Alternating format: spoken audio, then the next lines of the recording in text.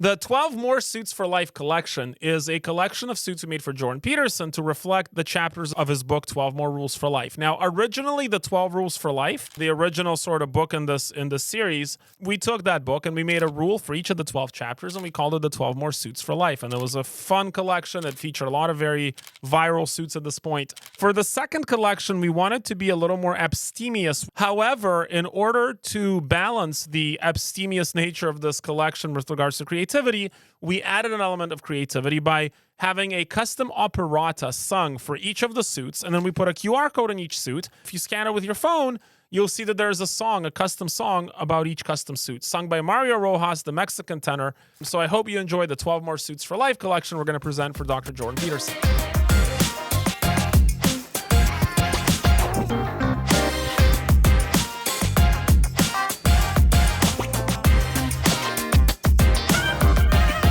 Y'all ready for this? And the first suit is from the rule, do not denigrate social institutions. And this is very important because, one of the messages that Jordan Peterson talks about is the message of, respecting the things that are built before you. Like there's a lot of competency and a lot of iteration that was required to build some of the great things. And those people that want to tear institutions down, quite often they can't uphold the most basic institution themselves. Like they don't even clean their own room, proverbially speaking, right? And so what we did with the suit in order to symbolize what happens when you try to denigrate the current institutions is new institutions arise that are even better. So for example, the universities a lot of times nowadays, especially you see it in North America, some of the great schools have been infiltrated by this horrific communist mind virus. Some people call it wokeness. It's really just a bunch of communist crap. And so the first suit is reflective of that rule by the virtue that we put the first released courses from the Peterson Academy right into the lining of the suit to demonstrate what happens when the institutions fail. And we have now better institutions like the Peterson Academy. The rule that we're trying to capture here from Jordan Peterson's 12 More Suits for Life is aim single-mindedly at the thing that you want. So, decide what you want and then aim single-mindedly at that. Some of the noted scholars that Jordan Peterson names throughout the book are Carl Jung and Friedrich Nietzsche. And so we wanted to capture that in a suit. And of course, when you're dealing with, sort of the psychologists, you wanted, at least in my case, I wanted to put something enigmatic, something that would, question you, something that would create a little bit of a quagmire in your mind about why you do what you do. And so the suit itself has this enigmatic multicolored stripe, which I really wanted to do. We actually did 2 suits like that for this collection. And I also know Jordan Peterson happens to like a good stripe. A couple of his suits from the past had a really nice enigmatic stripe to them. So I wanted to recreate that, a little bit of a different color theme. And then we put a picture of Jung and Nietzsche in the suit, but with a little spin. Each is wearing clown makeup. What's cool about the suit is, how we have the clown theme here, and I understood this is almost getting pernicious. I mean, obviously he's an idiot, but still. But there's also a concept in leadership is that you should be able. We remember talking in the car that a terrorist is a person who can't laugh at themselves. Yeah. Well, a leader can't be a terrorist. A leader needs to learn to laugh at themselves. So we have to, once in a while, do a little comedy and and open the other side. Oh, that's very funny, Dimitry. Cool, right? Yeah. So I thought you'd understand the principle behind that. It's clown Jung and clown Nietzsche. Very funny.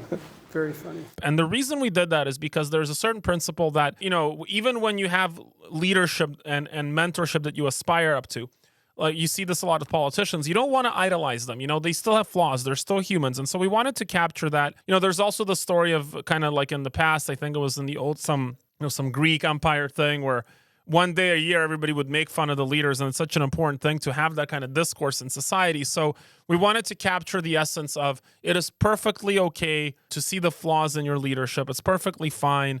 I'm talking about, a democratic institution. And so we captured Jung and Nietzsche in ways they've never been captured before. The suit that reflects the rule, do not hide unwanted things in the fog from Jordan Peterson's 12 More Rules for Life, was quite well illustrated, in my opinion, with the story of Cain and Abel, who, of course, when God confronts Cain and says, where's your brother? And he says, I am not my brother's keeper.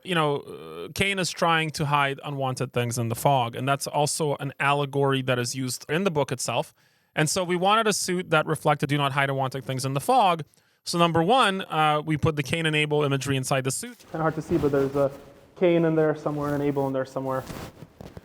It's a kind of, they blew up the image, but there you go. See, there's on the rocks. It's a little abstract, but it's a Cain and Abel theme because obviously the chapter talked about Cain and Abel. Yep.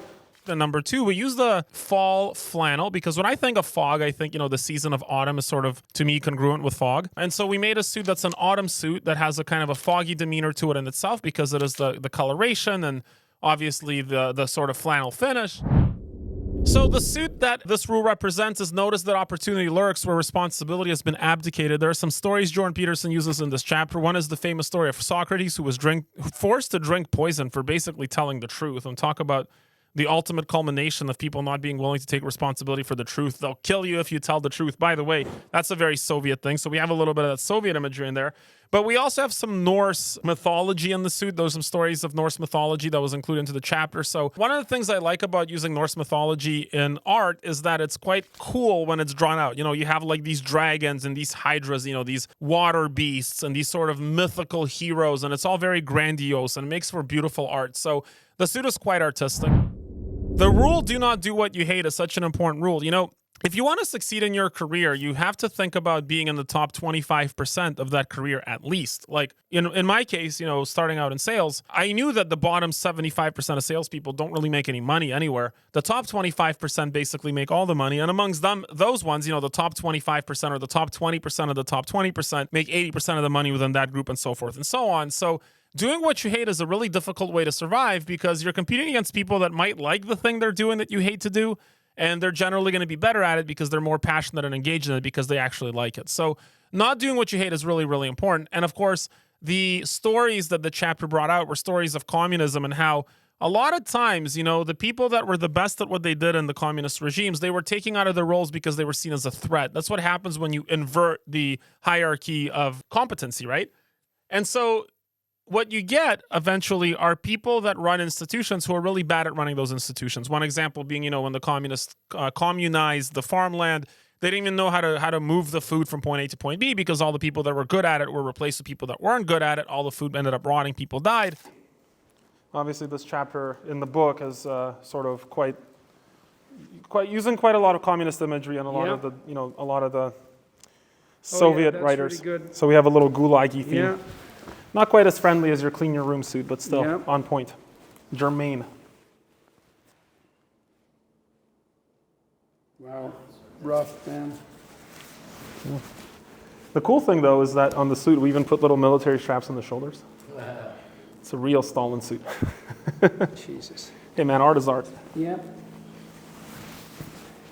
A guy told me once I was very nice. creative, so I These said, fit let's so go. well. Cool. And so there's a lot of strong communist imagery in the suit, which was really fun to make, but of course, at the same time, a little ominous, a little bit dark. There's not a lot of joy in communism, but the icons they used were kind of funny and cool, like the sickles and the hammers. I'm not saying you should use that. That's not a good thing. But anyways, we have a lot of Soviet imagery in these suits.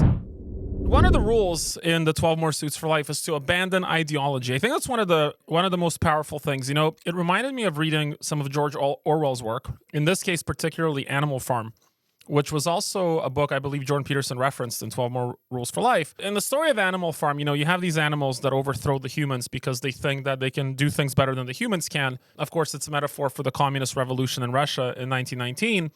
And the animals eventually create a set of rules that they themselves try to massage into breaking because some of the animals, as they say, are more equal than others, right? So we went with this Orwellian theme, right? So first of all, the suit itself is sort of like got this bloodshot red cross pattern in it on a dark gray. It's a fairly ominous pattern. It's a very serious pattern. So on the lining, and this is one of the most fun things I got to do. I really enjoyed this. You open the lining and it says 4 legs good. And on the other side, it says 2 legs bad. Great. So this one here, this says abandon ideology. So this, of course, this chapter makes reference to 1984 and Orwell. And Animal Farm was a big one in this chapter. That's why I went with 2 things. Number 1, we have pigs eating caviar. I just like that. I thought it was cool. I don't know why. Good. Yeah. But my favorite thing is when you open this up, this is going to be the next heaven and hell one. Look at that. Oh, yes. Very good. So when you open it, people are like, 4 legs good, 2 legs bad. Very good. Yeah, beautiful. And I really like the fabric. Yeah, it's really nice, man. Yes. The print fits perfectly. And this is, of course, from George Orwell. This is the first rule, I think, that the pigs implemented when they overthrew the farm, is that 4 legs good, 2 legs bad. i.e., they created a class that the pigs were good and the humans were bad. Just like the Soviets said, the proletariat are good and the capitalists are bad. And as soon as they did that, of course, everything devolved from there right back to all pigs are equal, but some pigs are more equal than others. So the green suit, the olive-looking suit, and I thought it was a really good way to pay homage to Jordan Peterson's friend, Greg Hurwitz, who also teaches at Peterson Academy, who's also part of some of Peterson's, biblical discussions, the roundtables. And one thing that I know Greg, one of the things that Greg does is he writes this incredible book series called Orphan X. And aside from other things in writing comic books and screenplays, Orphan X is, a thriller novel type of a series. I think it's got 12 books now, correct? Maybe it's 14. There's a lot of books. And obviously they're very popular. People keep buying them. And the story that goes with this, and I told this to Greg, is I was at his house and he's got this piece of paper. It's an email from Jordan Peterson, and it's a piece of advice. And the advice is, be the person doing the work, not merely the person who is seen doing the work. I absolutely love that phrase. It's something we talk about in our company as well. It's about actually getting the work done. So with that in mind, to pay homage to that moment, that memory that I have of seeing that quote on Greg's desk, we made the suit itself themed after Orphan X. So it's got the sort of olive military theme. Orphan X is not a military character. It's a character it's a guy that kind of was a trained assassin for some secret government program that disappears into the shadows, But I wanted that sort of olive theme to sort of reflect that sort of a militant appeal. And then we have the Orphan X book series actually printed inside the suit's lining.